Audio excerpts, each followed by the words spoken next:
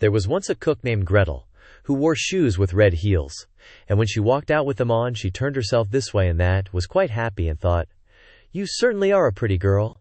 And when she came home, she drank, in her gladness of heart, a draught of wine, and as wine excites a desire to eat, she tasted the best of whatever she was cooking until she was satisfied and said, "The cook must know what the food is like." It came to pass that the master one day said to her, "Gretel, there is a guest coming this evening. Prepare me 2 fowls very daintily." "I will see to it, master," answered Gretel. She killed 2 fowls, scalded them, plucked them, put them on the spit, and towards evening set them before the fire, that they might roast. The fowls began to turn brown, and were nearly ready, but the guest had not yet arrived. Then Gretel called out to her master, "If the guest does not come, I must take the fowls away from the fire, but it will be a sin and a shame if they are not eaten the moment they are at their juiciest."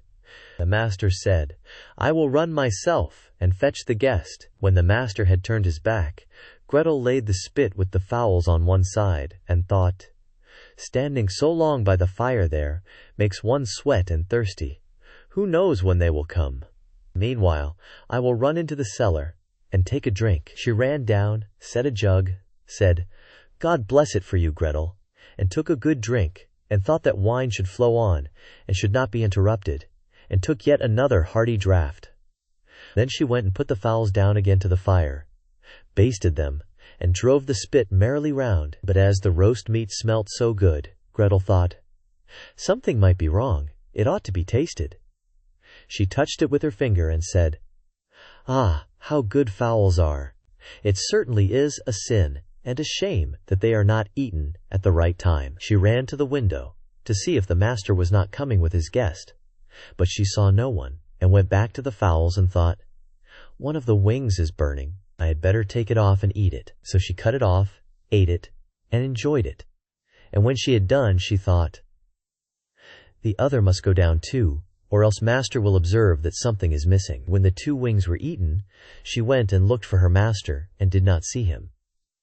It suddenly occurred to her, "Who knows? They are perhaps not coming at all, and have turned in somewhere." Then she said, "Well, Gretel, enjoy yourself. 1 fowl has been cut in 2. Take another drink, and eat it up entirely. When it is eaten, you will have some peace. Why should God's good gifts be spoilt?" So she ran into the cellar again, took an enormous drink, and ate up the 1 chicken in great glee. When one of the chickens was swallowed down, and still her master did not come, Gretel looked at the other and said, "What one is, the other should be likewise. The 2 go together. What's right for the one is right for the other. I think if I were to take another draught, it would do me no harm." So she took another hearty drink, and let the second chicken follow the first. While she was making the most of it, her master came and cried, "Hurry up, Gretel! The guest is coming directly after me." "Yes, sir, I will soon serve up," answered Gretel. Meantime, the master looked to see that the table was properly laid, and took the great knife, wherewith he was going to carve the chickens, and sharpened it on the steps. Presently the guest came, and knocked politely and courteously at the house door. Gretel ran, and looked to see who was there, and when she saw the guest, she put her finger to her lips and said, "Hush, hush! Go away as quickly as you can. If my master catches you, it will be the worse for you. He certainly did ask you to supper, but his intention is to cut off your 2 ears. Just listen how he is sharpening the knife for it." The guest heard the sharpening, and hurried down the steps again as fast as he could. Gretel was not idle. She ran screaming to her master and cried, "You have invited a fine guest." "Why, Gretel, what do you mean by that?" "Yes," said she, "he has taken the chickens, which I was just going to serve up, off the dish, and has run away with them." "That's a nice trick," said her master, and lamented the fine chickens. "If he had but left me one, so that something remained for me to eat."